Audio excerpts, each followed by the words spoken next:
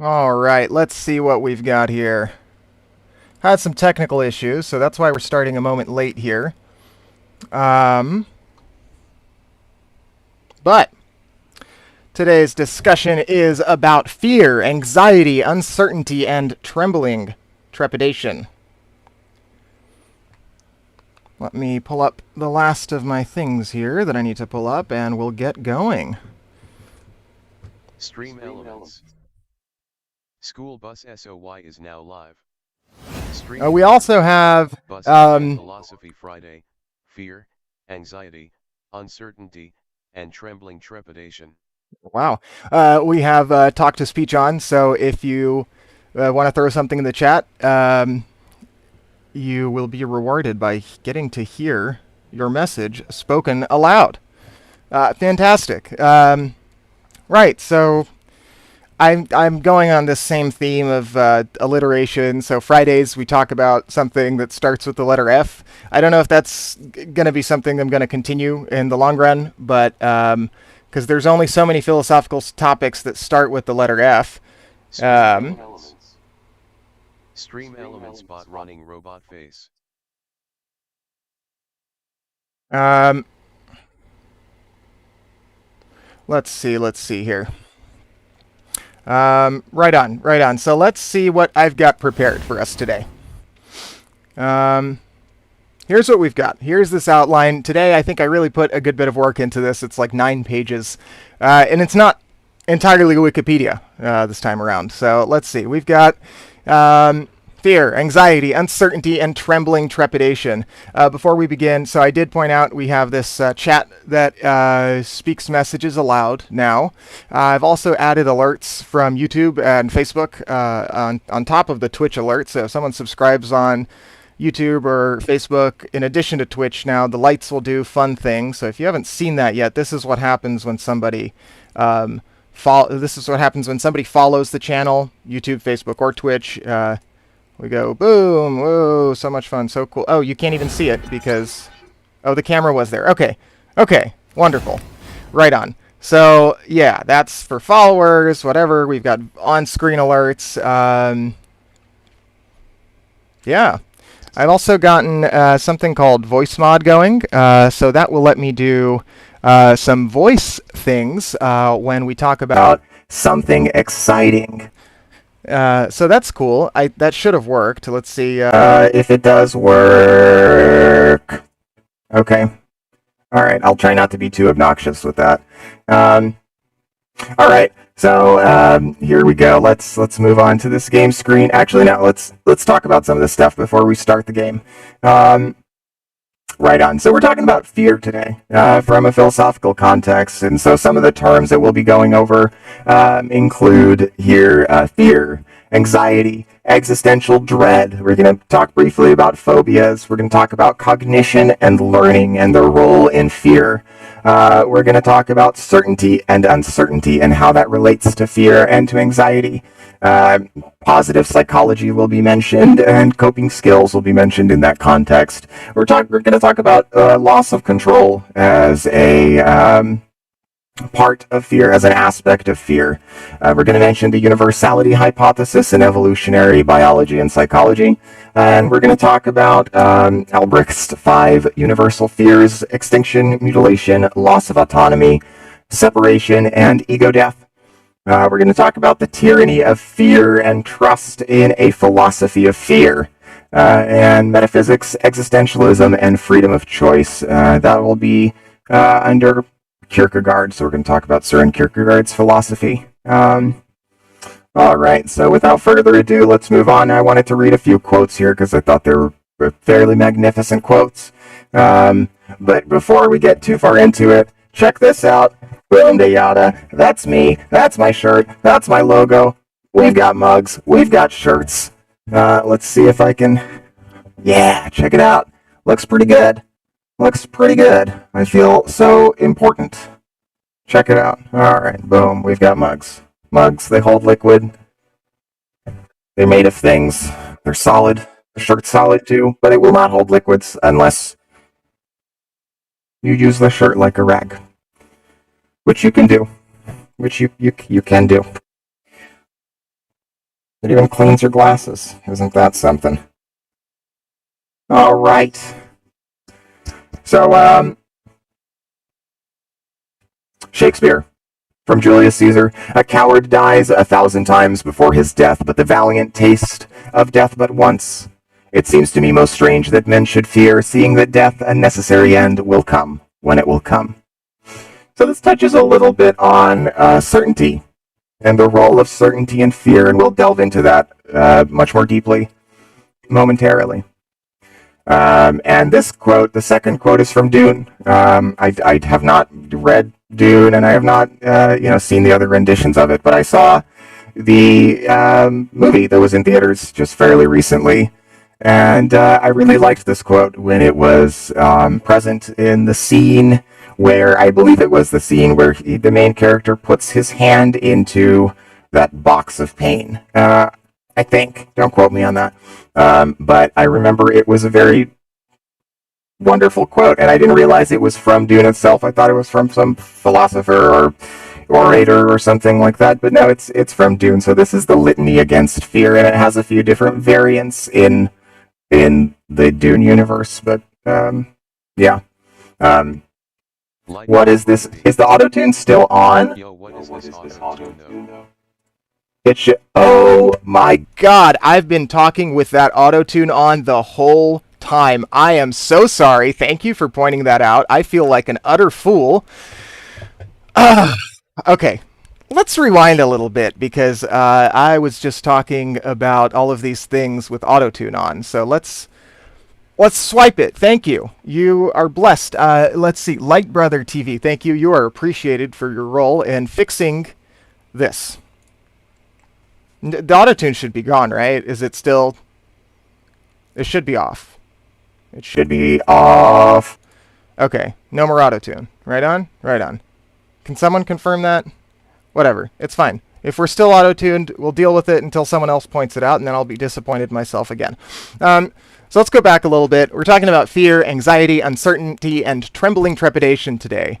So some of the terms that we're going to go over are fear and anxiety. We're going to talk about existential dread and an existential crisis and what that means. We're going to mention phobias and the role of cognition and learning in fear and developing fear and how we react to fear. We're going to talk about... Okay, thanks. LOL. We're going to talk about the role of certainty and uncertainty. We're going to talk about the role of certainty and uncertainty in the development of fear. We're going to talk about positive psychology and what positive psychology has to say about fear, anxiety, and coping skills. Loss and control will be mentioned and its role in fear. We'll investigate that. The universality hypothesis is something in evolutionary psychology and biology that we'll mention, and talks about the universality of emotions, but we're going to focus a little bit on fear. And Dr. Albrecht's 5 universal fears are extinction, mutilation, loss of autonomy, separation, and ego death. And we're going to read through part of an article that he wrote himself. It's on Psychology Today. And Svensson's Philosophy of Fear is something that we're going to kind of skim through parts of it, and we're going to talk about from that the tyranny of fear and trust and the role of fear in our lives contemporarily. And furthermore, metaphysics, existentialism, and the freedom of choice will be investigated in the context of Soren Kierkegaard's works. And we're going to read a little bit from the philosophy book, which is a book that I've read on stream a number of times and kind of is just a sort of philosophy 101 intro to a number of topics. And look, it's got graphs, it's got colors, it's got it's got diagrams. Check that out. We love diagrams. It's got pictures. Look at that picture. Wow. It is not a picture book, but it's got pictures, so it's good in that sense. Let's see here. Let's see. Okay. Moving on a little bit.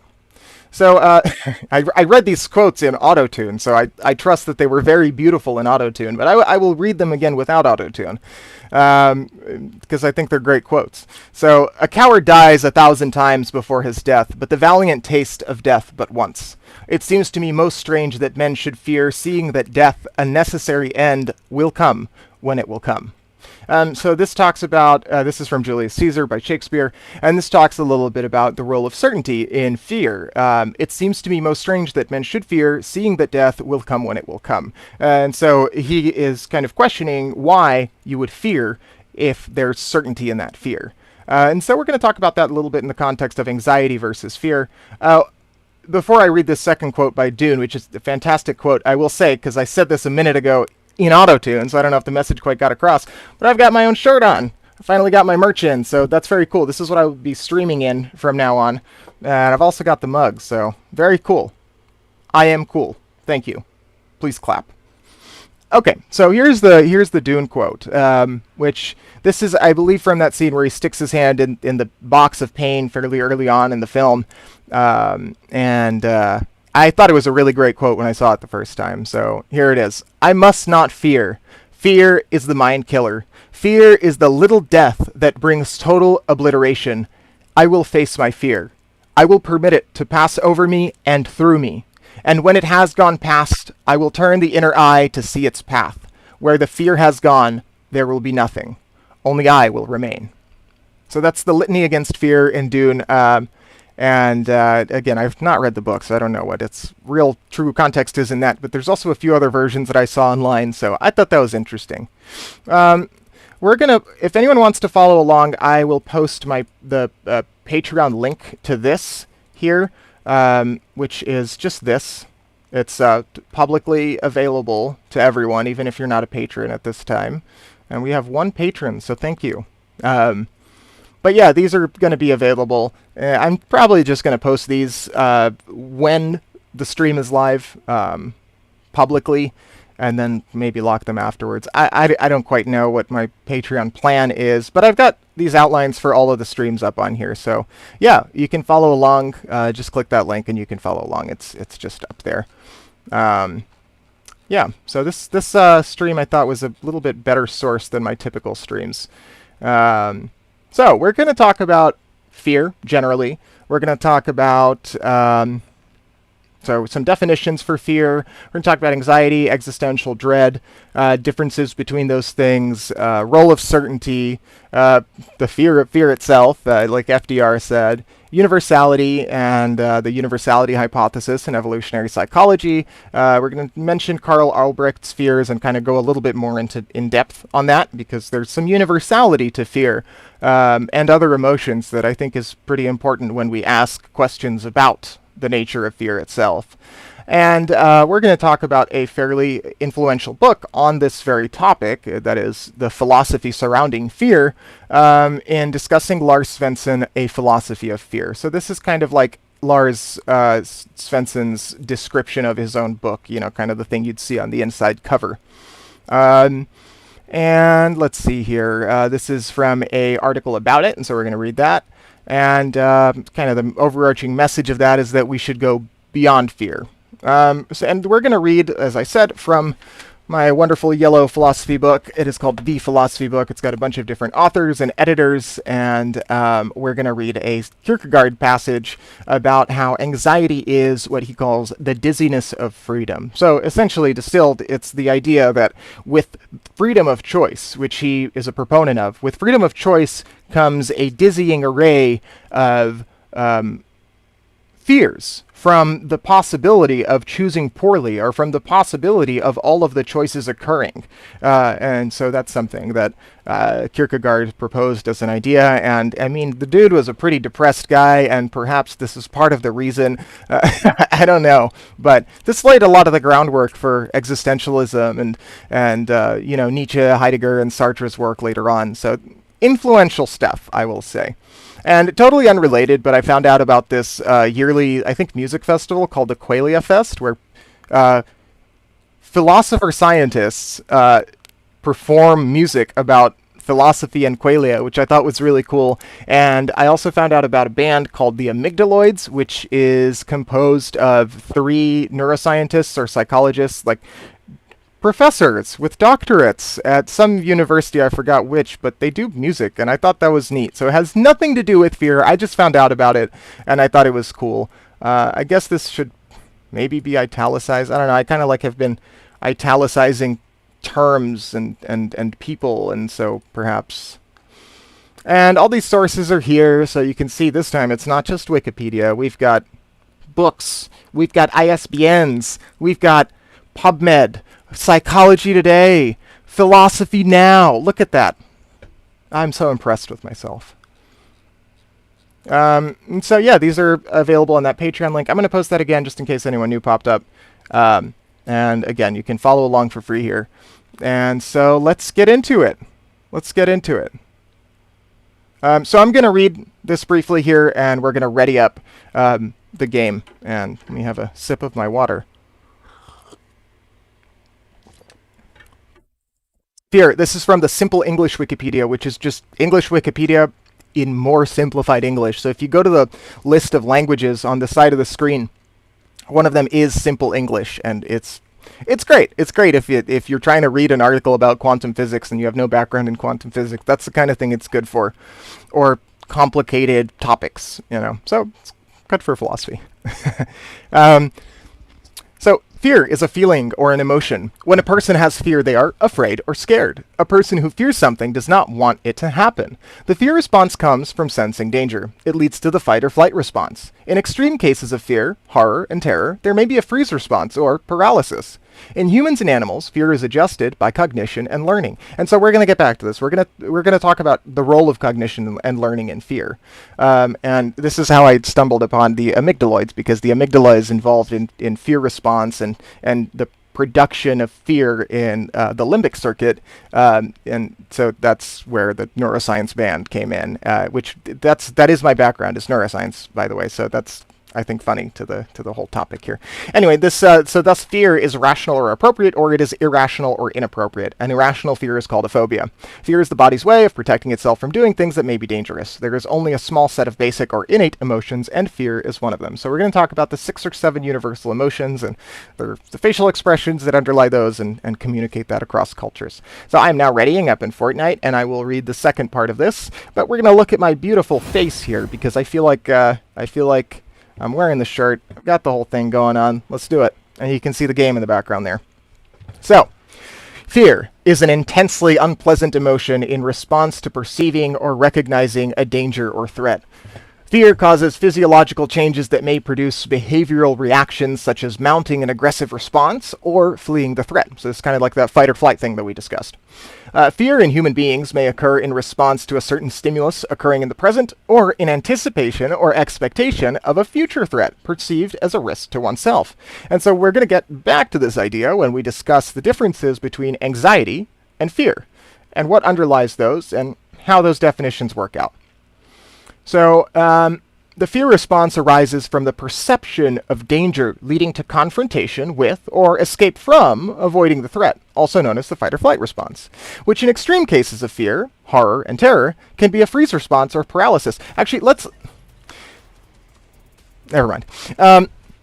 So in humans and other animals, fear is modulated by the process of cognition and learning. Thus, fear is judged as rational or appropriate, and irrational or inappropriate. An irrational fear is called a phobia. And you can see here the Simple English Wikipedia just copied. Fear is closely related to the emotion of anxiety, which occurs as the result of threats that are perceived to be uncontrollable or unavoidable. I'll finish reading this in a moment. Let's try to figure out where we're going to land here. And let's switch scenes over to the one that focuses the gameplay a little bit better. Let's see if I have any daily quests worth doing. No, nothing particular. Oh my gosh, my ping is horrendous. What is that? Oh, it's packet loss. That's what we're doing today. We're enjoying packet loss. Well, it is what it is. If the internet's too poor to do this, I might have to downgrade to 720p. So, we'll see. Hopefully that is not the case. Oh, man. This is not going to go well. I know that. So there's no gas station here. But we can try to land and... Oh, this is just unplayable at this rate. This makes me afraid. Oh, that's just not working out. Oh, man.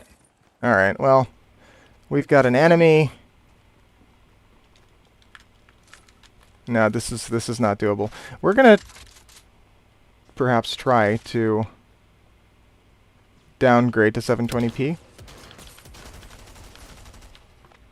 You know what? I got him down to 26, so I feel like I deserve a small accolade for that. Let's just ready up again and let's see how the internet goes here. Actually, there is something I can do to try to fix the internet here, so let's see if that works. I'm doing something in the background here, and I actually might be able to show you guys, because this is fairly interesting, I think. Let's go back to the lobby while I do this. So I get my internet through various modems across, like, oh, this is what I was going to show you guys. This is fearful. This induces fear. This picture is fear. Thank you. All right, let's go and try to see if I can show y'all what I am doing here. Yeah. So I have you can see here. Oh, well, I would be showing you my MAC addresses if I did that, so perhaps I shouldn't. And some private IPs, so I will not show you what I'm doing, but I will describe it. So I get my internet through various modems across various service providers, so like an AT&T modem, a Verizon modem, and two T-Mobile modems. And the PlayStation is set to go through the 5G T-Mobile modem exclusively, because that way there's less latency. When it combines all of these things into one network with something called OpenMP TCP router, it has to go through a virtual private server because I have to control both ends of the tunnel in order to aggregate those connections together. And so what that means for practical purposes is that we're in East Texas here, so all of my internet passes through Dallas first, and then goes on to its next destination. And so that adds latency. That adds about 20 milliseconds of latency from where I am here. So I tell my router, hey, for the PlayStation, just have it go through the 5G box. And so it seems like our 5G box is mucking around at this time. Let's see if perhaps we can... NA East's not telling me what the pings are. That's a shame. Let's try this again. And if it continues to be poor, then we will change things up. All right. So let's get back to fear here. Give me a moment here.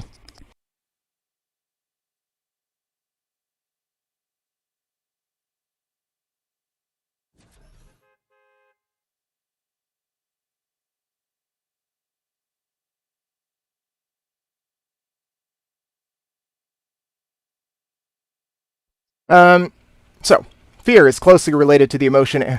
Gosh, this thing is terrifying, really, truly. It's not a good sight to behold. So, fear is closely related to the emotion anxiety, which occurs as the result of threats that are perceived to be uncontrollable or unavoidable. The fear response serves survival by engendering appropriate behavioral responses, so it has been preserved throughout evolution. Sociological and organizational research also suggests that individuals' fears are not solely dependent on their nature, but are also shaped by their social relations and culture, which guide their understanding of when and how much fear to feel. So there is some cultural, social, psychological, behavioral, interpersonal relations that fear has upon our psyche, and that produces different amounts of fear. We're going to land at this gas station. I think I have something related to... Oh, that's totally not happening. Alright, are we still lagging? Our ping is high. Our packet loss is tremendous. And we're going to lose this game again. Alright, I think if I try to make that internet change here mid-game, it's probably going to drop me. But it doesn't look like I'm going to have any success if I don't. So, let's see if we can pull this off here. Alright, save and apply. And... configuration changes applied. It might need to wait until the end of the game before it actually applies the changes, but let's see. We might have an increase in our playability here. Not yet, it seems. Yes, I am afraid that I will not be able to play. So, what are some similar terms to fear? We've got anxiety. So if anyone is in chat would like to suggest what they think the difference is between fear and anxiety. Let's see. Please wash your hands before returning to work. Okay. Oh, man. Oh, I shot his toe and he died. Alright, I want to fight. I want to fight. I'm no longer afraid. I have, Vom Red. Okay, this is spam. This is spam. SFHJY, SFHYU. You are being put in a timeout on YouTube. Block user on YouTube. Blocked! Can I delete the comment from... They were blocked. They were put in a timeout. It doesn't look like I can... Oh, I have deleted their comment. Wonderful. Alright, before we... Oops. Before we go anywhere, let's see if I can pull this big pot off. Alright, we've got an MK. We've got an auto. I'm no longer afraid. Oh, that's... shame on me.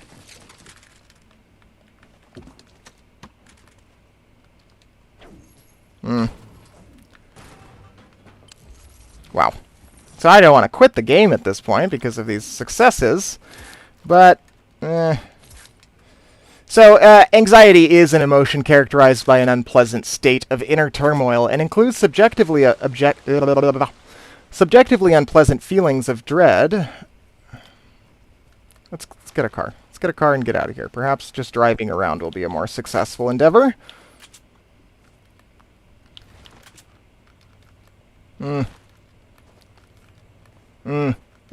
Nope.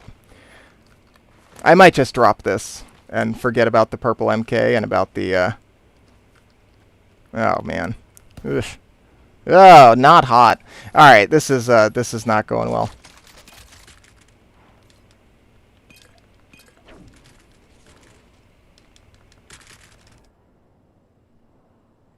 Boom. It's all gone. Maybe I can alert people to this. No, there's no way to... Oh, maybe I can get this challenge done, isn't it? No. Real shame. Alright. We'll back out of this game momentarily here.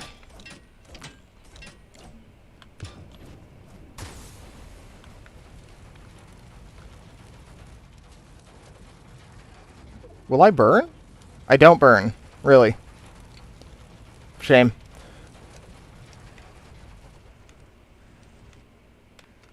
Maybe this will do it.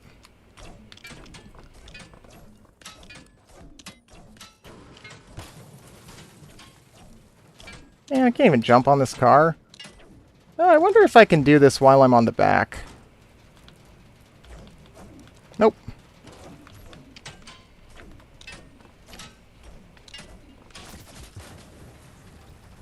Alright, I was killed by someone, which was really not the goal there. Alright, let's back out and see if it is... I did not put this on here to be the epitome of fear or something. It's just randomly showing this multiple times in a row, I think. I can check. I mean, certainly. It is fearful. Fear-inducing. Nope, it is... Well, I guess we'll keep it because it's very relevant to today's topic. I'm going to close out of Fortnite and open it up again. I think, is what I'm going to do. Well, let's see. Let's see how this goes, and we'll just chat. We'll just chat. It'll be great. So, anxiety is an emotion characterized by an unpleasant state of inner turmoil and includes subjectively unpleasant feelings of dread over anticipated events. It is often accompanied by nervous behaviors such as pacing back and forth, somatic complaints, and rumination. Anxiety is a feeling of uneasiness and worry. Usually generalized and unfocused as an overreaction to a situation that is only subjectively seen as menacing. It is often accompanied by Muscular tension, restlessness, fatigue, inability to catch one's breath, tightness in the abdominal region, and problems in concentration. Anxiety is closely related to fear, which is a response to a real or perceived immediate threat. Anxiety involves the expectation of future threat, including dread. People facing anxiety may withdraw from situations which have provoked anxiety in the past. So this is kind of what we were mentioning when we were talking about the role of cognition and learning in forming, these kind of fear and anxiety related behaviors. It looks like the ping has vastly improved, so it looks like the changes that we've made have effected a good effect. Oh yeah. Oh yeah. Alright, we can close that then. We will thank the bus driver because we are good people. Where to? I guess let's try to redeem ourselves here at Sleepy Sound. Let's see how that goes. So, existential dread is another term that is kind of related to this notion of fear and of anxiety. So existential crises, also known as existential dread, are moments when individuals question whether their lives have meaning, purpose, or value, and are negatively impacted by the contemplation. It may be commonly, but not necessarily, tied to depression or inevitably negative speculations on purpose in life, such as the futility of all effort. Let's see, we've got a thing to focus on here, so let's make sure this landing goes well. Oh, I don't have enough resources to get up there.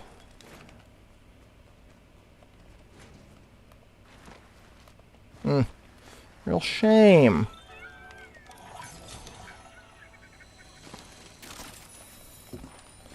Alright, really not a great start here. For example, if one day I will be forgotten, what is the point of all my work? This issue of the meaning and purpose of human existence is a major focus of the philosophical tradition of existentialism. So this brings us to, a few other terms that we should mention, which is phobia, has been mentioned already, which is just an irrational fear. And cognition and learning are things that modulate fear. So cognition is the process of thought and the background behind thought, so the inner workings of thought. And learning is the process by which we associate events and notions with each other and produce perhaps different behavior or different ideas or conceptions about the world as a result of those things. So changes in the brain, perhaps, is what you might define learning as. But it's a much more broad idea than that. I don't know what to keep here. Let's throw away this tire, because who needs a tire? Alright, cool. We're doing well. We're doing well here, I think. Let's grab a vehicle.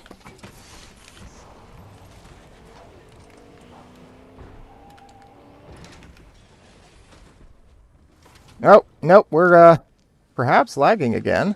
Alexa, dismiss. Oh, look, I got a new emote.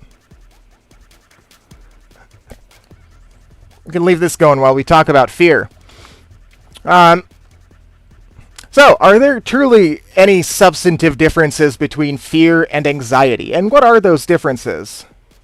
Let me know if this banana noise is too... Wow. Really? That's a shame. Omi doesn't want to let me talk about fear. I don't know where I was shot from, so I really have to be careful here. And it's also the case that that is my car. Wow. Really mucking this up. Huh. Not great. I believe it was Spider-Man that shot me.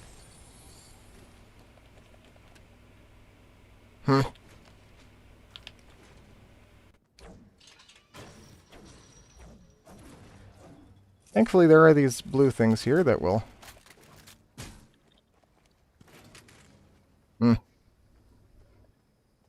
I don't know if I should... Yeah, let's try this. I'm going to try to get this challenge where I destroy builds or damage a player based on this.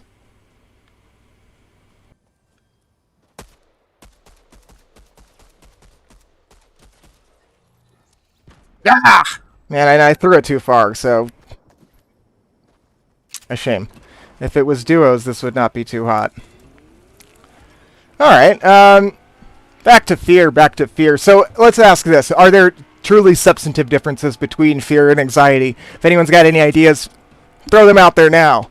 But if not, let's go into some of the actual answers and some of the research behind those answers. So, generally, when psychologists talk about these things, they say that it was a pretty impressive hit, or perhaps a pretty unimpressive hitty response there. I gotta see what happens here. Wow, this is like a 4-way ordeal. If I was in that bush, I would be afraid. Do you see what I did there? I used today's topic in... never mind. Okay, moving on. So fear is generally more linked to uncertainty, whereas anxiety is often linked to certainty. And there is a incorrect notion, or at least incorrectly defined notion among a lot of people that anxiety requires some level of certainty, and by most definitions that is not the case. So fear may also be linked to present dangers, whereas anxiety may be linked to future dangers. So anxiety then would be the anticipation of fear or the anticipation of a threat, and fear might be the threat itself. And positive psychology, the field teaches us or states that anxiety results from difficult challenges where we do not have the coping skills to deal with those challenges. So something like a test coming up, and if we have not studied for that test, or we have not steeled ourselves and prepared for that examination, we might have a sense of anxiety. Let's jump to Coney. I'm jumping a little short here. Yeah, let's go Bugle. We can make it there much more reasonably. So those are differences between fear and anxiety. And then let's ask what the role of certainty in fear is. Interestingly enough, I found a great conversation about this on Stack Exchange, of all places, which is like a tech and programming oriented website where people post questions and answer them. And how does the role of certainty relate to the loss of control? So some people there in that discussion were talking about how fear is, this kind of like the definition we just mentioned. Fear is the uncertain... Whoa, that was a mistake. If I've ever made one, that was it. Oops. Oops. Oops. I made a mistake. All right. So that was a god dang mistake. Did I bleep it? Did that work? Let's see. Let's see if no, I failed. I hate this. Okay, I think that worked. Yeah.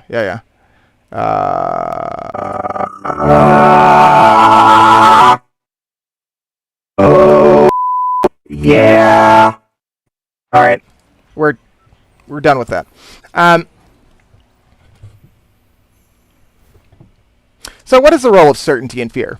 Does fear require certainty? Does fear require uncertainty? Is it all just semantics? Does it matter? If anyone has something to chime in, feel free to chime in.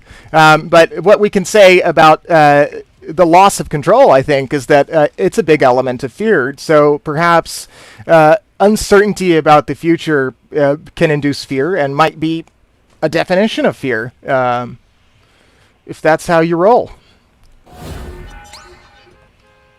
Alrighty. Let's go somewhere new. Let's go somewhere novel. Somewhere fun. I really don't like the Joneses, but I don't land there enough, so let's... For the sake of diversity here. And so, okay. What can we say about the fear of fear itself? So Franklin Roosevelt famously said, the only thing we have to fear is fear itself. And I think this is an interesting point to be made about, this sort of meta-analysis of fear, because the fear of fear is a major fear for a lot of people. And I think that underlies a lot of the anxiety. Wow, I almost died there. How common and prevalent anxiety is in contemporary cultures. I don't know about its role in Eastern cultures, but I know it's fairly prevalent in most Western cultures. How do I make this? There we go. I don't think the NPC is hostile here, but I might be wrong about that. I know that there are a few hostile NPCs now.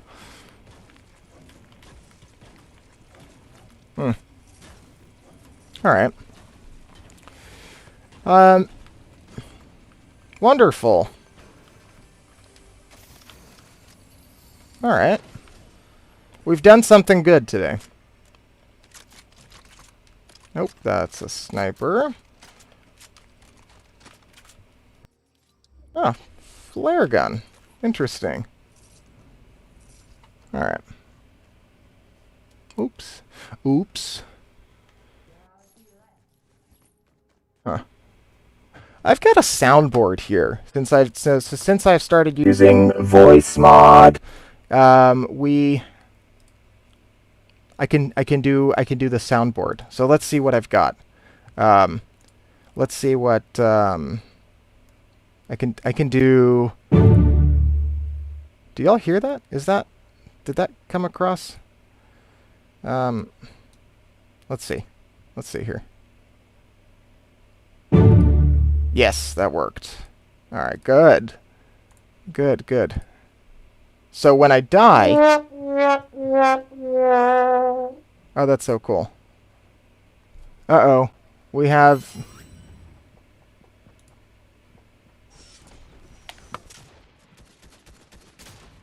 Wow. Oh! Okay, so this is what I get for playing around in voice mod. Oh, man.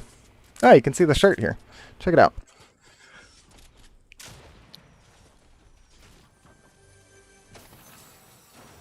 Hope you die, Spider-Man. Just kidding, I wish no harm upon him.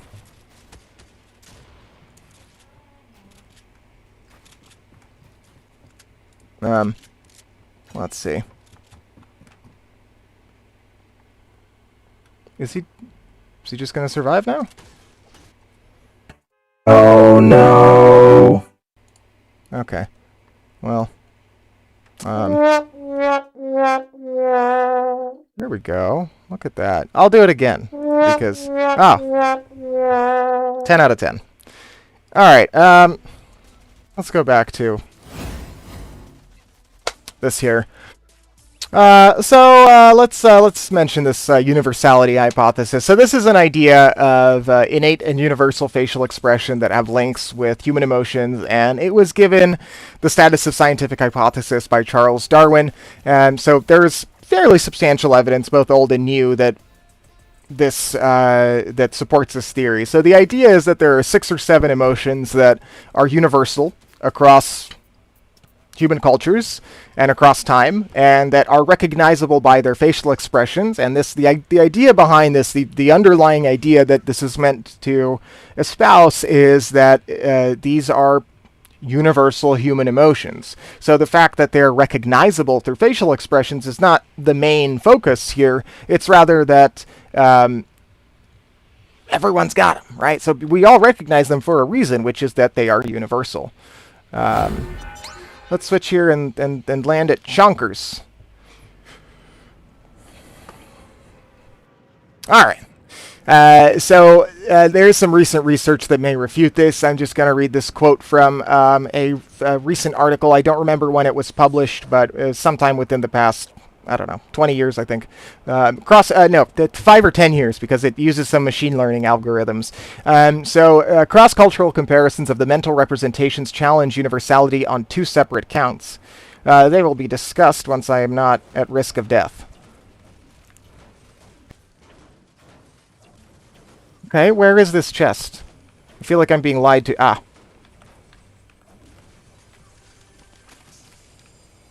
Alright. Very cool game.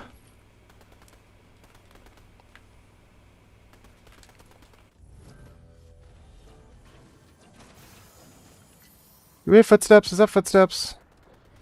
No, but it is something that will turn into footsteps if we don't do something. Oh, God. Oh, God!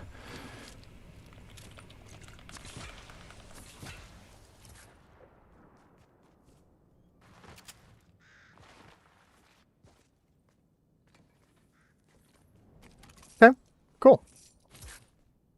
Working out. It's working out. I'm pleased that the internet is not aberrant anymore. Okay. Whoa!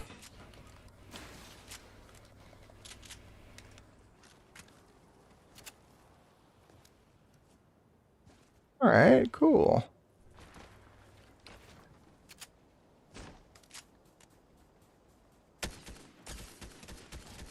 Wow. Hell yeah. Oh, and that's the bounty! Wonderful! Wonderful. I wonder if in his last moments he exhibited any blank. Can someone fill it in for me? It is the emotion I am currently experiencing.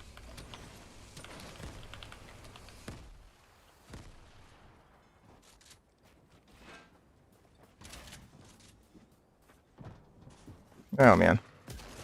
Oh, jeez. Ran out of builds.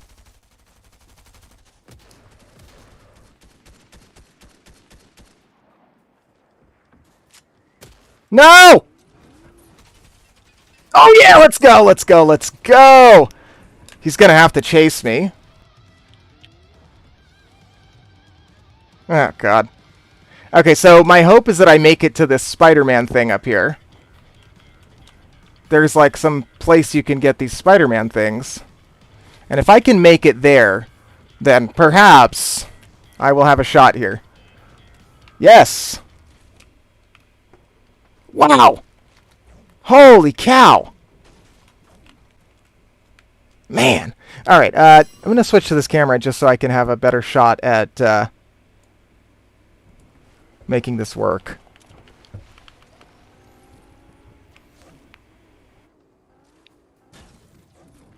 I certainly am exhibiting signs and symptoms of fear at this time.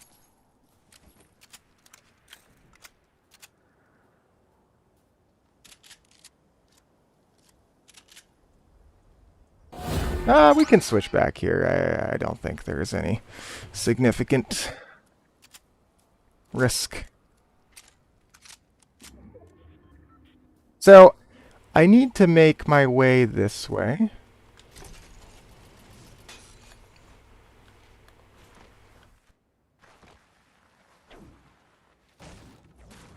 Oh, gosh. Alright, no chests, huh?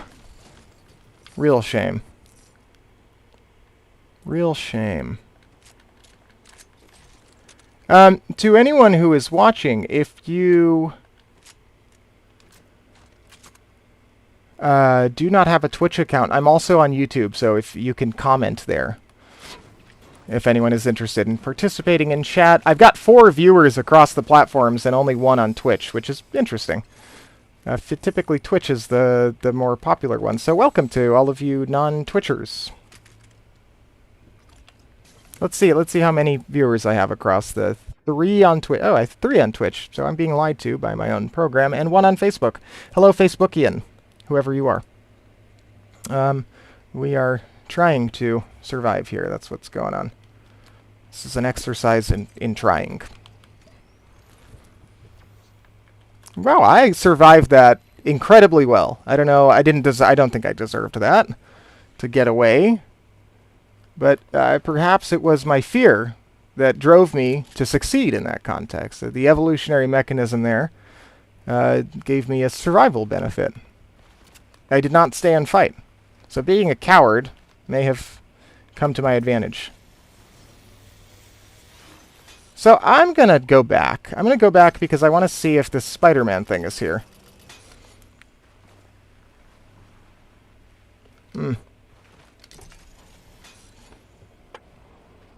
No!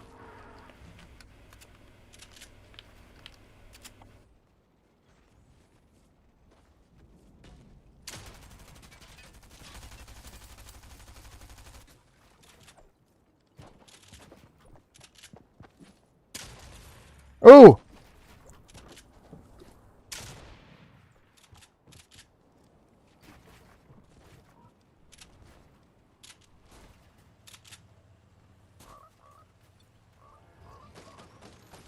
Oh, God. Does he know where I am?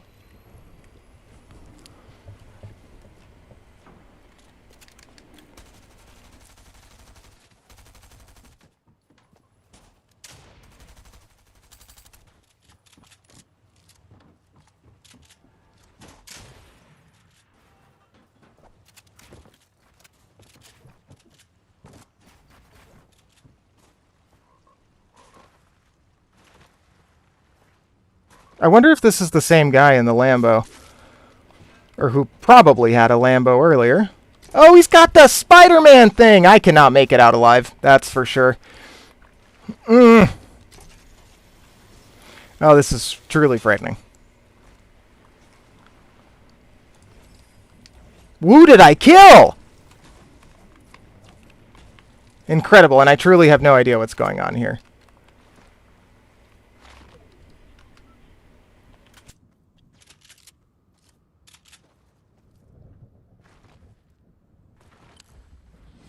Oh, this is frightening.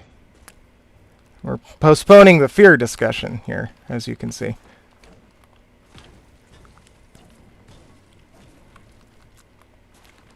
Oh, gosh.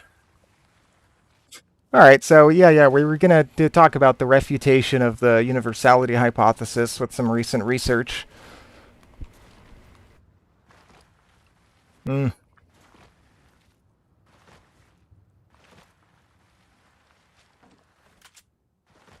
Alright, we've made it to Rocky Reels.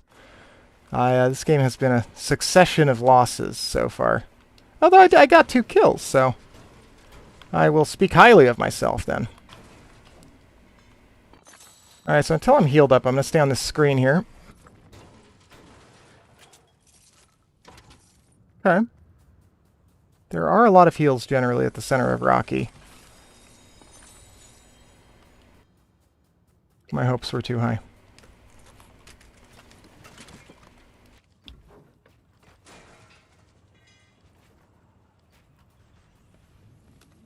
Okay, cool. We're good. I can pull a 10-second heal here. Is the storm closing? It sure is. Right? No, perhaps not.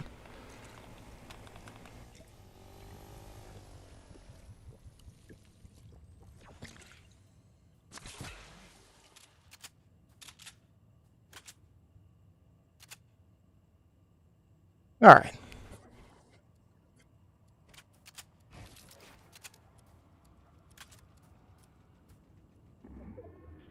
So that's where that guy came off of the vehicle, right?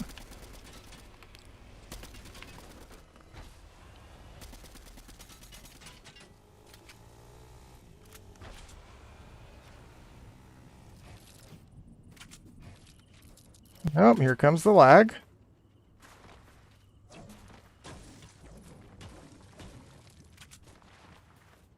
Oh, gosh. Oh, no.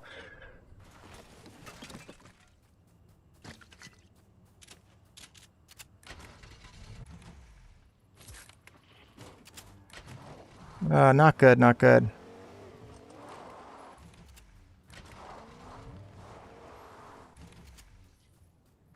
Gotta get these builds, for I am without builds.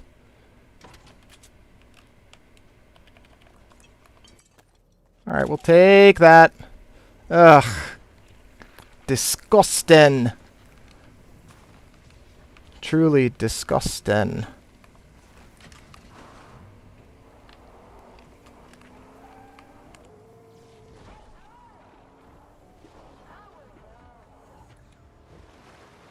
Oh my. I guess we're hopping into this. The new tornado thing that's in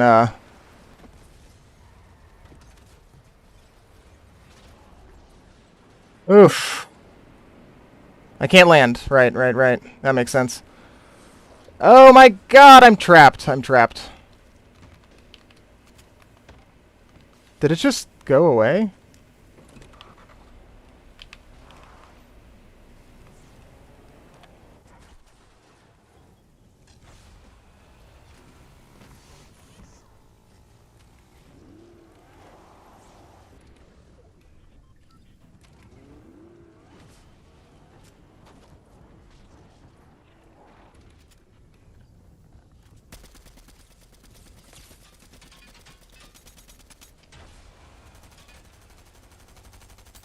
Oh, come on!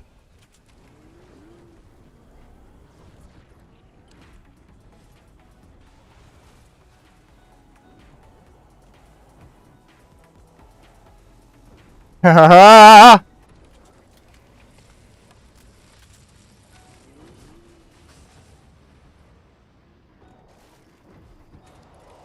BGDP whiteboard. Bum.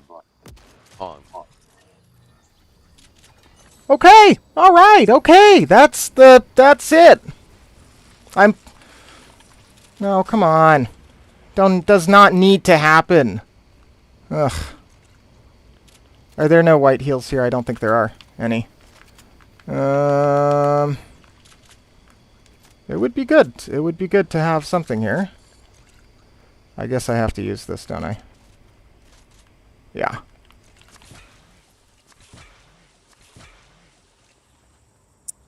Alright.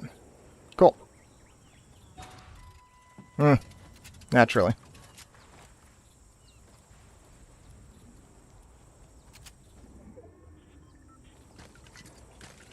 Awesome! Look at that.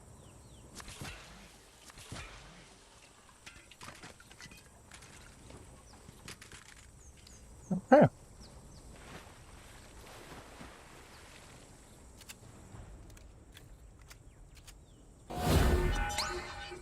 Alright. It's like there's like something I was supposed to be talking about. I think it was fear. Uh, so, yeah, let's see. If I'm just wandering towards this here.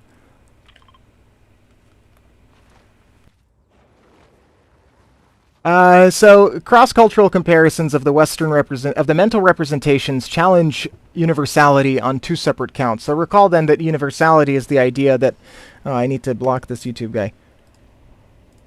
Blocked. Blocked. Right? That should remove the message. Yes, gone. You're gone. And let that be a warning.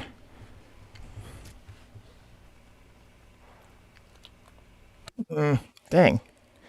Really not going too hot.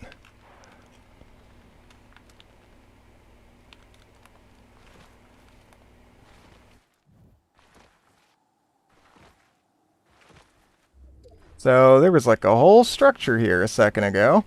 Probably the only loser left in this fight without the Spider-Man gear.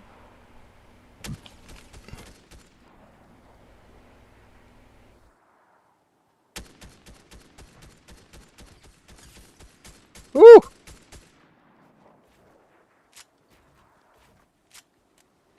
Okay. I will take that as a small success.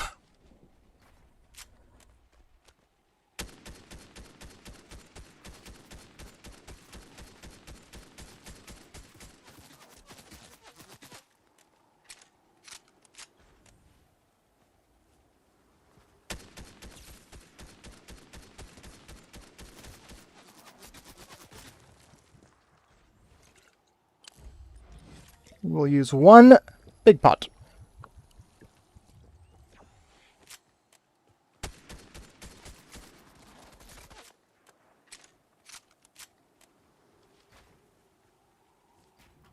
Come on. Ooh!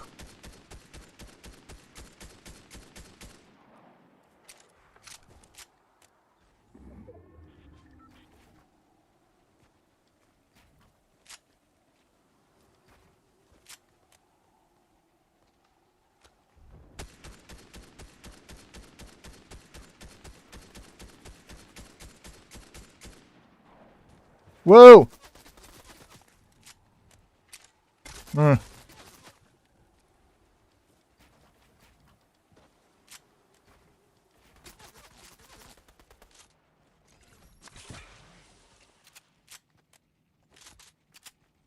Okay. Oops.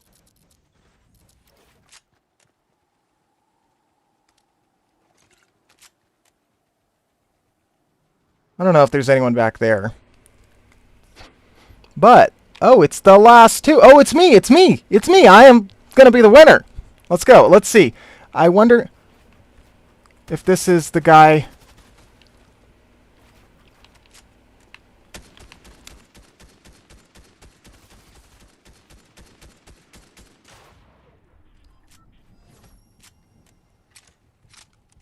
Ooh, he is Crown Man.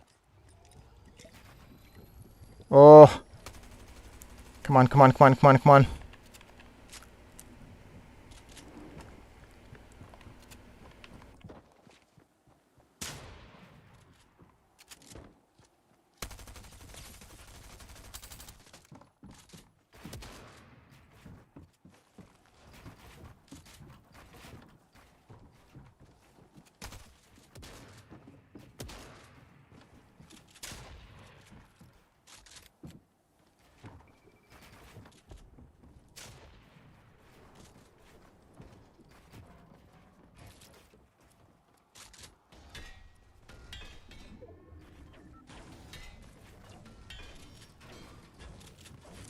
Oh, come on.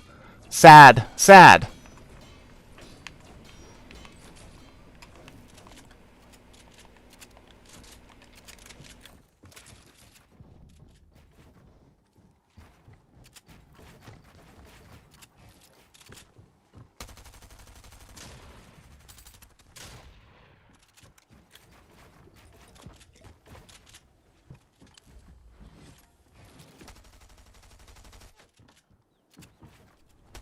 Oh!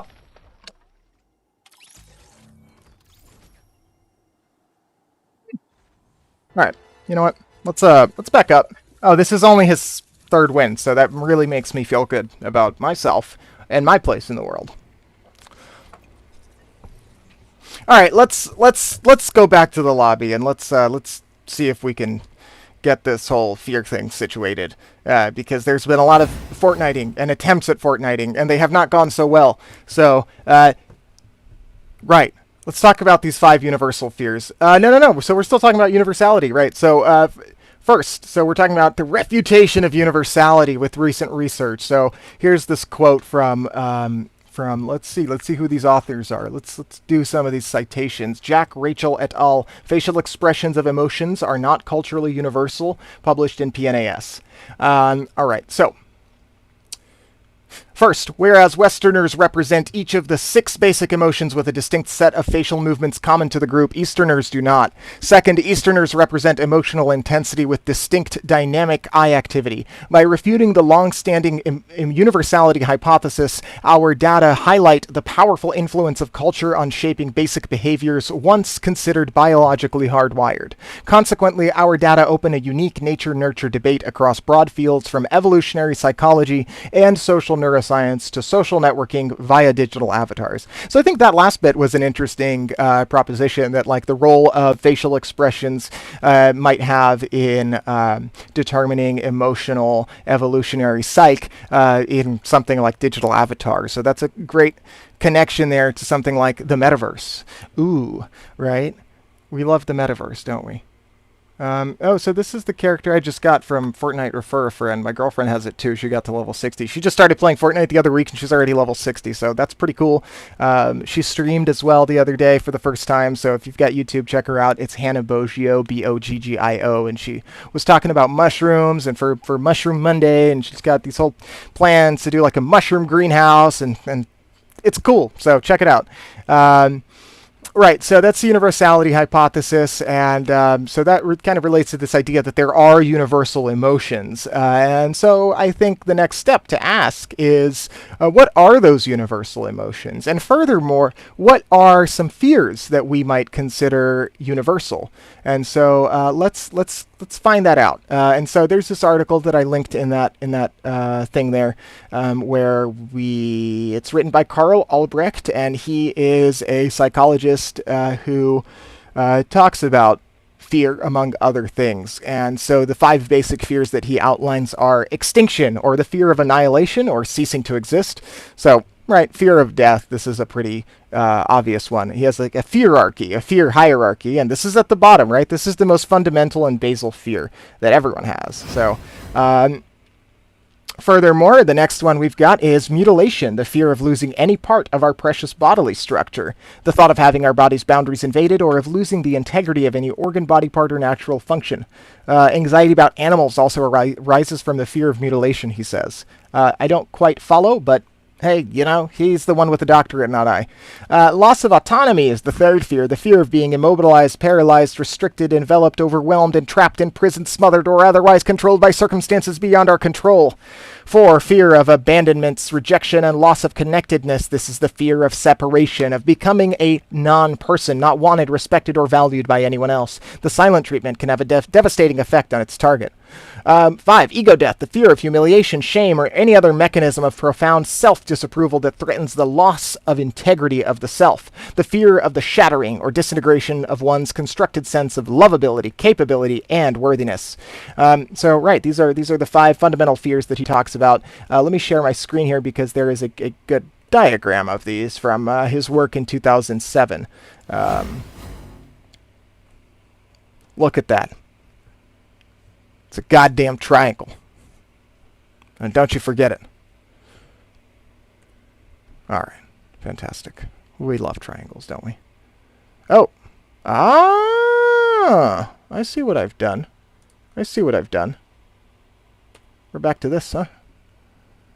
All right. You know what? You know what I'll try here? Let's go back to the game and let's try Team Rumble, because maybe Team Rumble will be more zen for me. Maybe there will be more zen in my life if I do Team Rumble. You know? It's less pressure, less risk of... Oh, this is back on. I thought this was in very poor taste the first time, because Fortnite is not, you know, like, eh. Wow, I'm really hitting the Russian YouTube spam bots today, huh?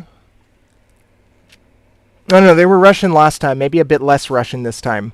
But the names were distinctly Russian last time, and it was this exact same formatting of post. I'm going to put you in a timeout, sir. Demir, if that's even your real name. Check it out. Oy!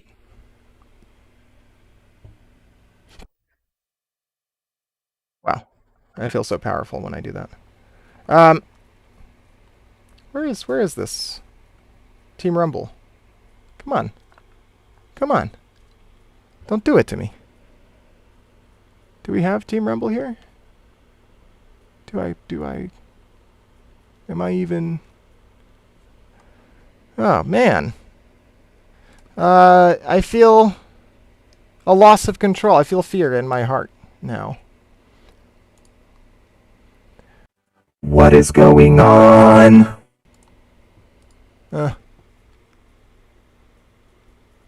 Okay, here we go. Don't fill. There we go. All right. So,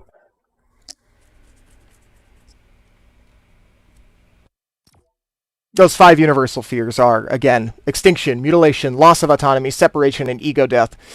So I'm going to read here the inside pamphlet description from Lars Svensson's A Philosophy of Fear. When I was researching this outline for today's topic, I came across this a lot. This was mentioned a good bit in relation to the philosophy of fear, which makes sense because it is a book titled A Philosophy of Fear. So you would think that it has something to do, at least in part, to the philosophy of fear.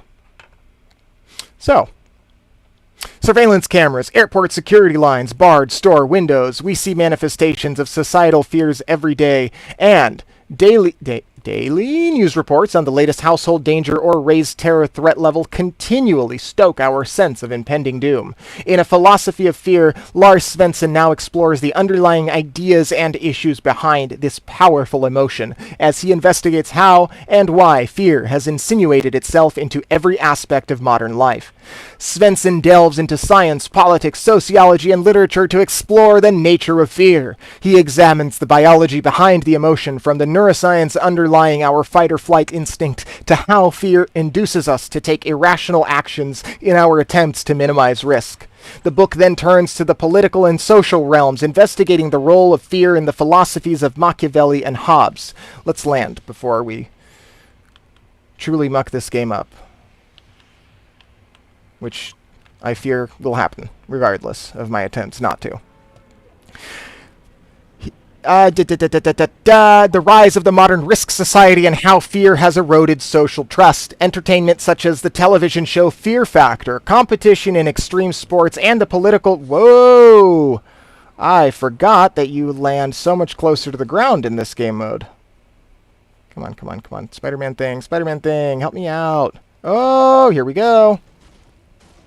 Is that it? Is that a Spider-Man thing? Yes, it is.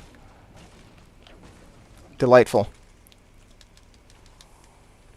Okay, not a terrible start here, I will say.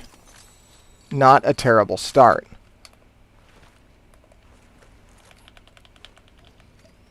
Cool. We're good. We're great. We're great. Fear has not a low... Okay. I can talk. Don't worry about it. Alright, well,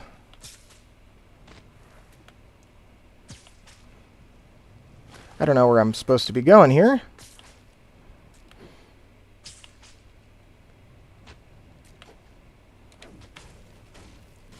Wonderful. Alright. Entertainment such as the television show Fear Factor, competition in extreme sports, and the political use of fear in the ongoing war on terror all come under Svensson's probing gaze as he investigates whether we can ever disentangle ourselves from the continual state of alarm that defines our age. Svensson ultimately argues for the possibility of a brighter, less fearful future that is marked by a triumph of humanist optimism. An incisive and thought-provoking meditation, a philosophy of fear pulls back the curtain that shrouds dangers imagined and real, forcing us to confront our fears and why we hold to them. So his ultimate lesson from the book is let's go beyond fear. We don't need, or we shouldn't be as focused on fear as we are. It's not the greatest of emotions. It's not as helpful as some might think it is. Although it is, it exists for an evolutionary reason, right? And it does promote certain positive things, right? So self-preservation is enhanced by fear, right? That's how we make sure that we're not, touching the hot stovetop or walking into traffic because it's scary. There are other reasons as well to not walk into traffic, but the fear of the pain and the anticipation of that is perhaps one of the greater ones. Maybe. All right. Let's move on. Let's go do some killing. Right? This game is a killing simulator. Parents, get your kids off Fortnite. This game is involving murder. We're not doing it effectively though, it seems. Ugh. Alright, so, he talks about the tyranny of fear. Svensson does, that is. The tyranny of fear, the role of fear versus the role of trust. And, so this is from a different author's discussion of fear. Let's see who it was again. This was Mark Frankel. Mark Frankel talking about fear. Ugh, gosh. I'm not playing too hot today.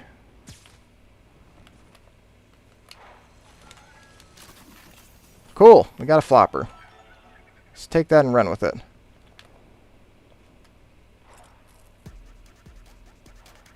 Maybe this guy's watching my stream. Alright, so going back up here.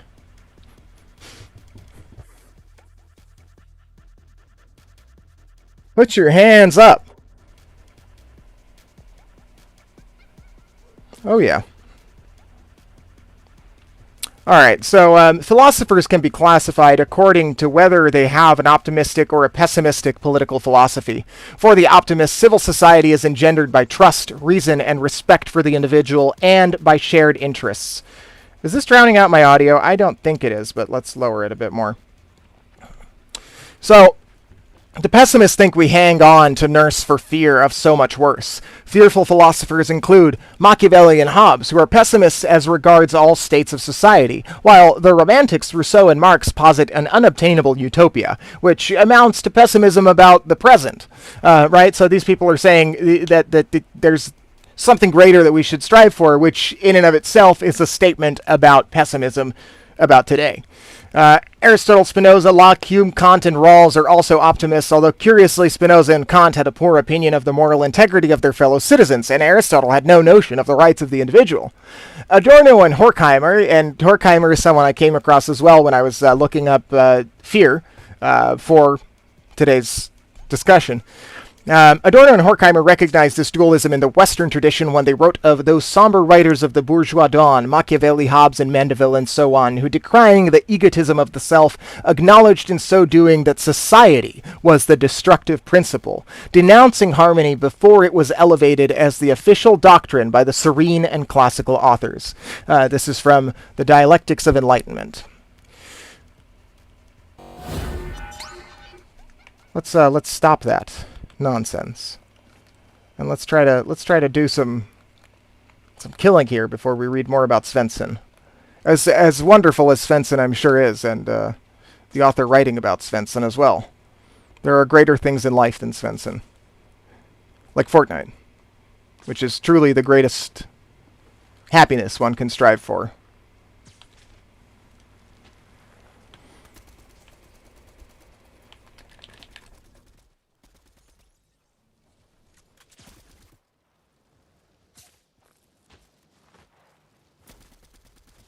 Nope.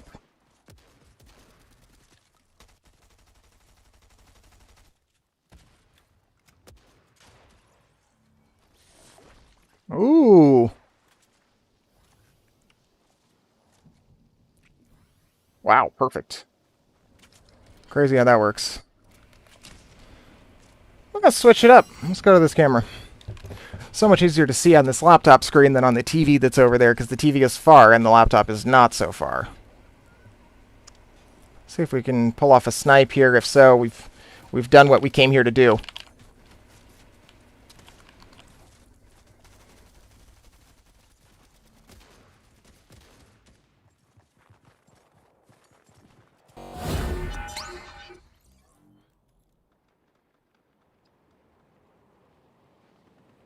No good. No good.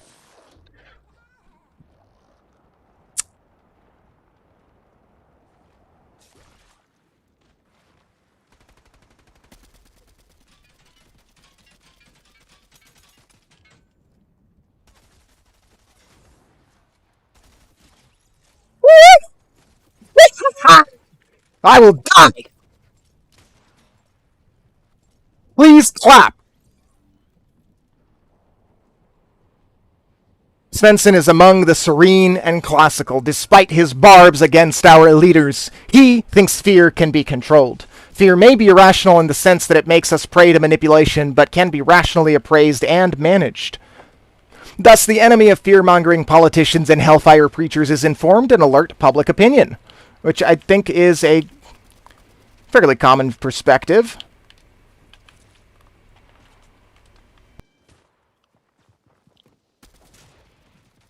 Ah! Ya fool! That is, a body of opinion makers who understand that the threats for which fear may be the immediate reaction are measurable and can be controlled. There is already an evidence-based risk-assessing policy-making industry which, Svensson reassures us, can put our minds at ease in the face of media-induced frenzies about terrorism, credit crunches, epidemics, alien abductions, and the collapsing moral fiber of the nation. So this was written in 2012, the summary of this work.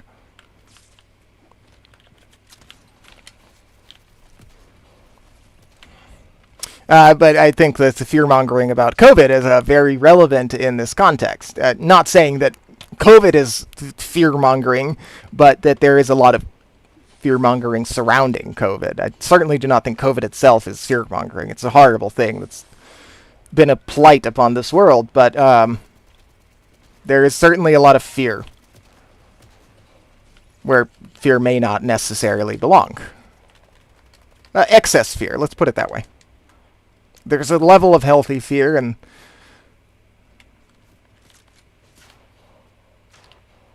nope.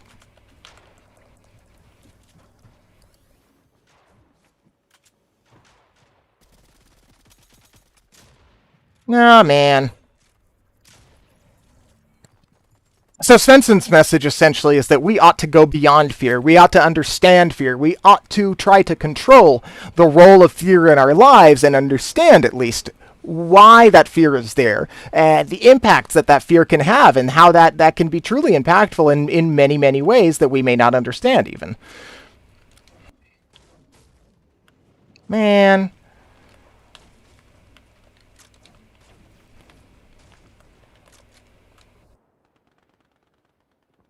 Oh, it's just a square, huh? That's what you're going to do to me, huh? All right, and our next thing is to read from the good book. So we'll get to that. Let's maybe try to focus on the game. My gameplay was much better last weekend. I'm tired. I'm going to blame it on my tiredness.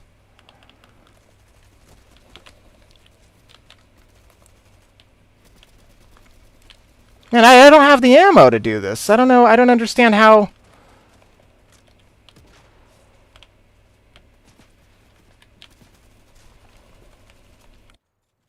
God, you know.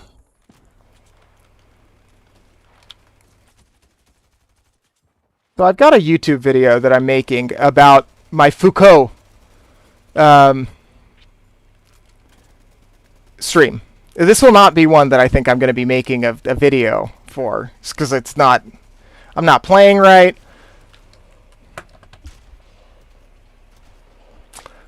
Dab, dab, dab. If you dab 3 times in front of a mirror, you get better at Fortnite.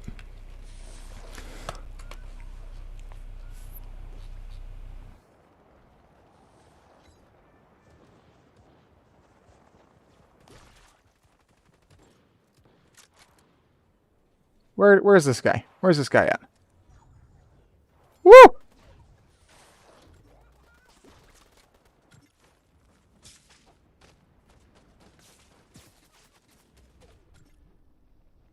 It's my fault. It's my fault that we placed second, because what did I get? Like 2 kills? 3 kills! That's better than 2. Alright, so let's get to our reading here and stop embarrassing. I will stop embarrassing myself.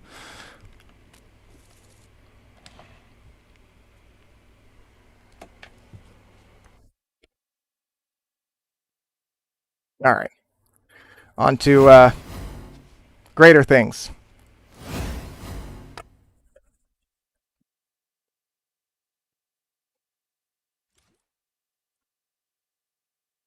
Anxiety is the dizziness of freedom.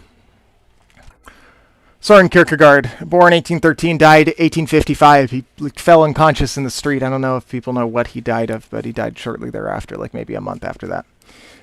So in context, the branch of philosophy we're talking about here is metaphysics. The approach is existentialism. Although Kierkegaard kind of laid the groundwork for the existentialist movement, it was largely later developed by Nietzsche and a few others, Heidegger, Sartre, etc. So some background context on this idea here is in 1788, Kant stresses the importance of freedom in moral philosophy in his Critique of Practical Reason. And from 1807 to 1822, Georg Hegel suggests a historical consciousness, or Geist, establishing a relationship between human consciousness and the world in which it lives. Afterwards, so post-Kierkegaard, in 1927, Heidegger explores the concepts of angst and existential guilt in his book Being and Time. A very thick, tough book. Hard to understand. In 1938, Jean-Paul Sartre lays down the foundations of his existentialist philosophy, and in 1946, Ludwig Wittgenstein acknowledges Kierkegaard's work in Culture and Value. So we have here a diagram, and I love diagrams. So let's look at this diagram, because I also love looking at diagrams, right? So here, let's check it out. Hi, folks. Here's diagram. right? Here is the diagram. This is the diagram. Let's see if I can focus the diagram in a way that everyone can see the diagram. I don't know if you can see the diagram, but if you can see the diagram, I applaud you. When making decisions, we have absolute freedom of choice. So that's his first point here. 2, we realize that we can choose to do nothing or anything. 3, our minds reel at the thought of this absolute freedom, and a feeling of dread or anxiety accompanies the thought. Therefore, anxiety is the dizziness of freedom. All right. Thank you. Well, CKNGY. Wow, we have more spammers. Delightful. I am excited to ban this guy as well. Boom, boom, X goes to you.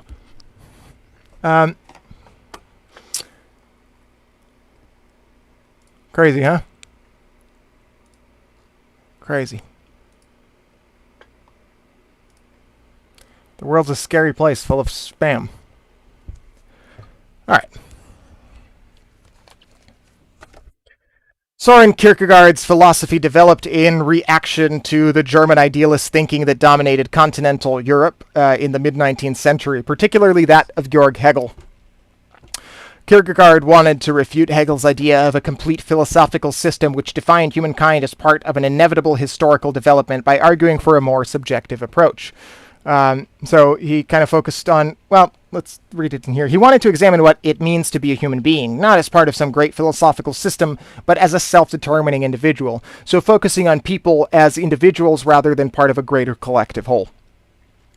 Kierkegaard believes that our lives are determined by our actions, which are themselves determined by our choices. So he says that he espouses this idea of individual choice and free will, right, in this ideology, which is interesting, and I will get into that. So Kierkegaard, So how we make those choices is critical to our lives. Like Hegel, he sees moral decisions as a choice between the hedonistic, self-gratifying, and the ethical. But where Hegel thought this choice was largely determined by the historical and environmental conditions of our times, Kierkegaard believes that moral choices are absolutely free and, above all, subjective. It is our will alone that determines our judgment, he says. However, far from being a reason for happiness, this complete freedom of choice provokes in us a feeling of anxiety or dread, hence anxiety being the dizziness of freedom.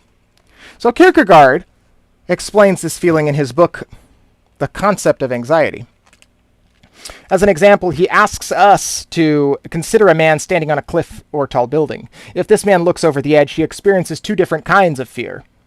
The fear of falling, and the fear brought on by the impulse to throw himself off the edge. So those are fundamentally different fears, right? One is the fear of the thing itself, that is the threat. And the other is the fear of the choice surrounding the threat. So only one of them is an inherent danger outside of the individual, but the second is a choice fear. He fears that he might make a bad decision in the moment or accidentally slip and fall.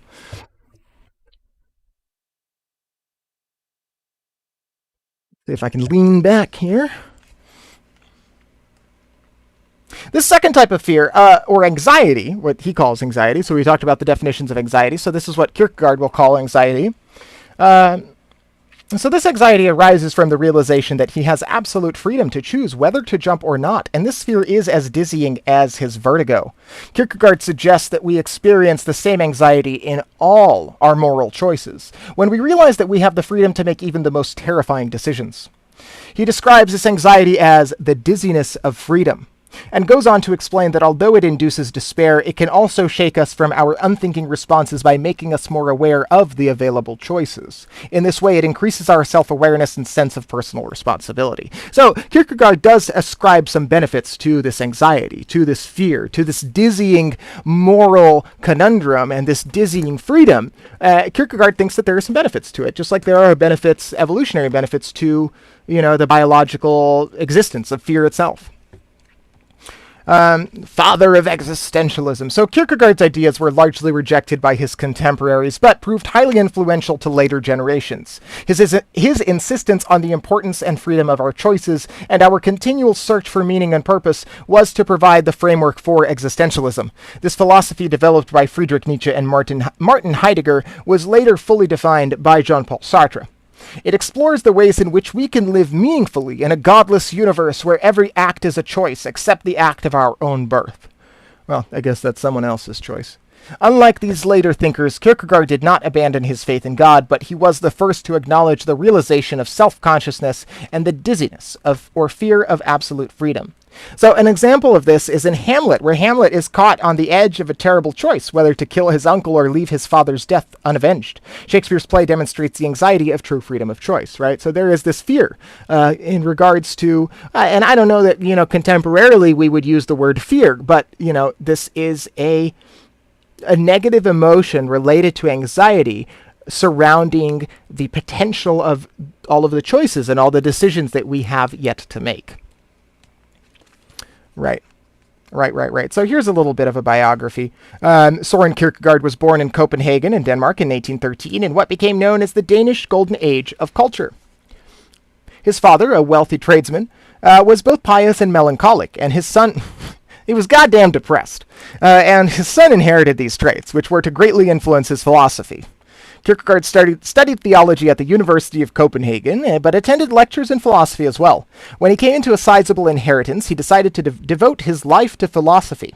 In 1837, he met and fell in love with Regine Olsen, and 3 years later they became engaged. But Kierkegaard broke off the engagement the following year, saying that his melancholy made him unsuitable for married life. "I'm too goddamn depressed," he said. Though he never lost his faith in God, he continually criticized the Danish National Church for its hypocrisy. In 1855, he fell unconscious in the street and died just over a month later, as I was saying. His key works are 1843, Fear and Trembling, 1843, Either Or, 1844, The Concept of Anxiety, and 1847, Works of Love. So not the same work here, but just look at that.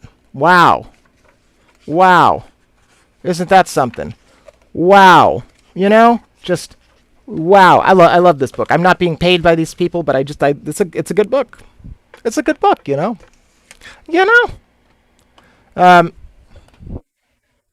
So yeah. It's a great book. I think just think it's good. Let's do a sad trombone sound again. Oh yeah. All right, well, because kind of most of the stuff I had here to talk about, so let's maybe, I don't know. We're dropping bombs. All right, that's enough of that. Wow. That could be you if you say something in the chat. That could be you.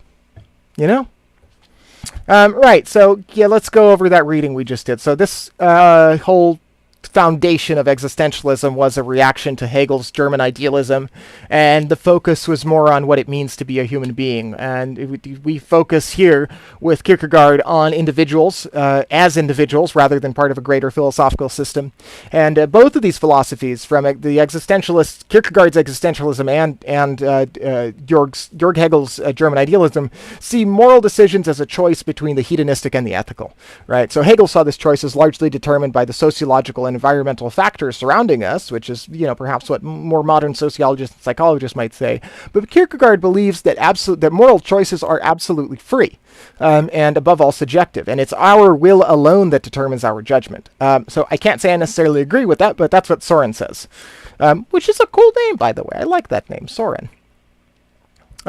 So the fear of harmful events versus the fear of our freedom to make poor choices is an interesting distinction. So when the guy was standing on top of the skyscraper looking down, those two fears are different, and those are interesting. I think that's an interesting notion. So the latter of which Kierkegaard calls anxiety. And Kierkegaard says that the dizziness of freedom makes us more acutely aware of the choices before us, and it increases our self-awareness and sense of personal responsibility. Again, the two relevant books here are in 1843 and 1844. Kierkegaard publishes Fear and Trembling and The Concept of Anxiety, respectively. And although he was largely rejected by his contemporaries, at least these ideas were, this set the groundwork for existentialism as described by Nietzsche, Heidegger, and later Sartre. Heidegger and Kant also discussed fear in some length, and something that I want to ask as a result of this reading, or with this reading in mind, is do we truly have freedom of choice? And if so, does this necessarily induce the dizzying fear that Kierkegaard talks about? Does that freedom mean that we should live in fear, or that we even do live in fear? Does that freedom of choice bring about that dizzying, frightening horror, if you will? And I think this is a good inspiration for me to talk about free will next week. So I think that's what I'm going to do. I'm going to keep on the F word, Fortnite Philosophy Friday free will discussion is perhaps, or freedom. I don't know. Maybe both. And there's others too. It's like limiting that I'm sticking to F's for Friday. But Freud, I was thinking about talking about Freud today. Fatalism, formalism. There's more. That's 4, right? So that's another month of F words, a whole month of F words. And then S for Splitgate Sophism Sunday. I'm going to switch that up with other games as well, but I don't know what we're talking about on Sunday. So I generally will have these things done earlier in the week and post them to Patreon earlier in the week. And then during the stream itself, I will unlock the Patreon and then relock it back up for patrons at the magenta tier and above. So feel free to join the Discord, join that Twitter, hit that MF and like button. Thank you.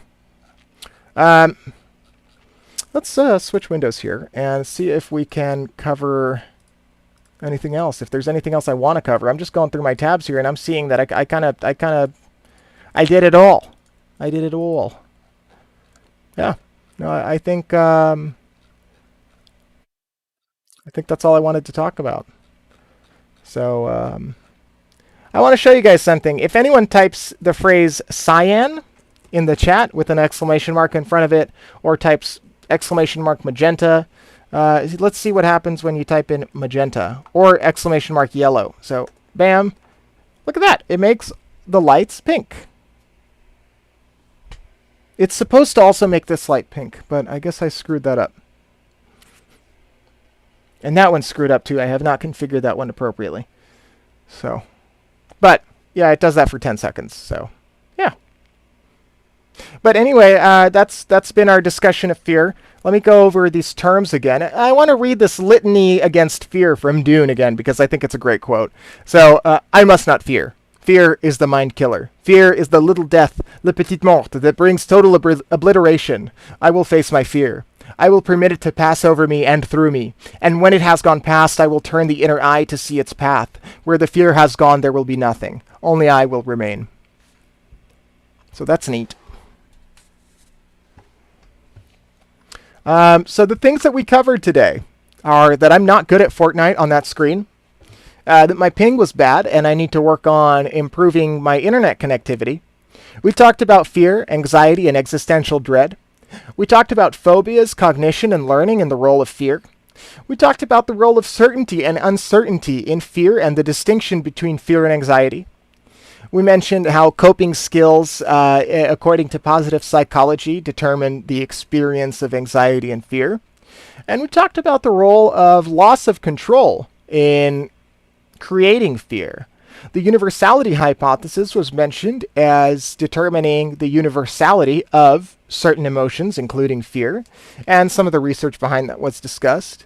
And Dr. Albrecht's 5 universal fears are extinction, mutilation, loss of autonomy, separation, and ego death.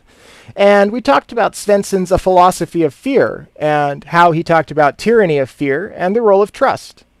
And when reading from the philosophy book, we talked about Soren Kierkegaard's metaphysics and existentialism and his concepts of the freedom of choice and the trepidation behind that freedom of choice. So that's all I've got for y'all. I appreciate everyone's patience with my non-timeliness today. We had some technical issues, and I set some new stuff up today, like, for example, the Wonderful voice modulator that I've got going on here, which I apparently left on by accident at the start of the stream. So that was something that I added to the stream today. I added text-to-speech today to the stream as well. So that's like if you type something in chat, if you're not me, if you type something in chat, it will be spoken aloud, which kind of cool, I think. But yeah, that's all I've got for y'all. check out the Patreon so you can see this discussion. I'll leave it up for the rest of the night. I think on Sunday we'll be talking about something starting with the letter S. I'm not quite sure what it is, but I will post it on my Twitter when I find out what we're going to be talking about, because I'm going to be doing that research tomorrow. I generally spend about 3 or 4 hours, preparing for these things. So today that's what I did. Yeah,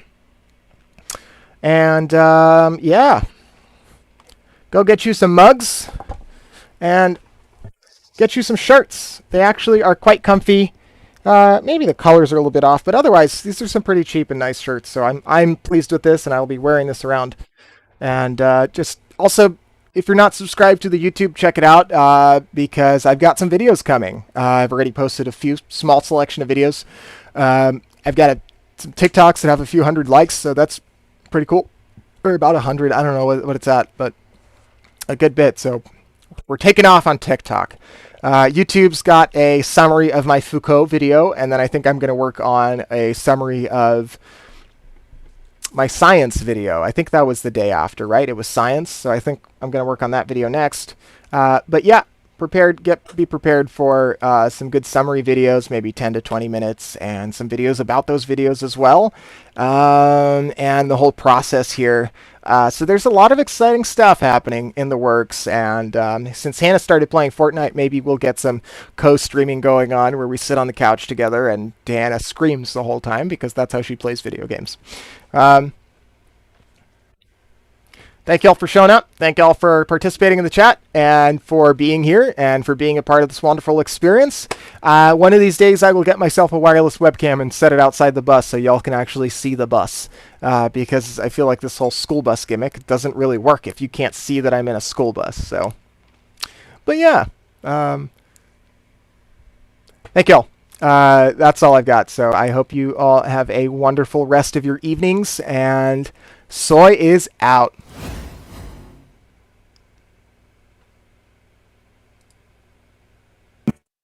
Goodbye.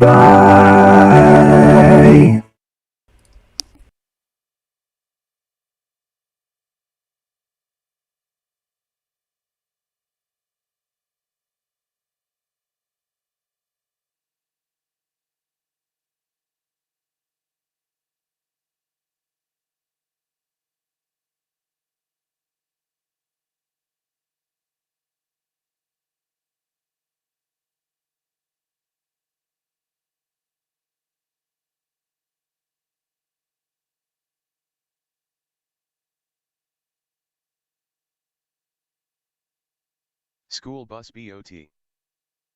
School bus Soy has won 5 from the jump catch game.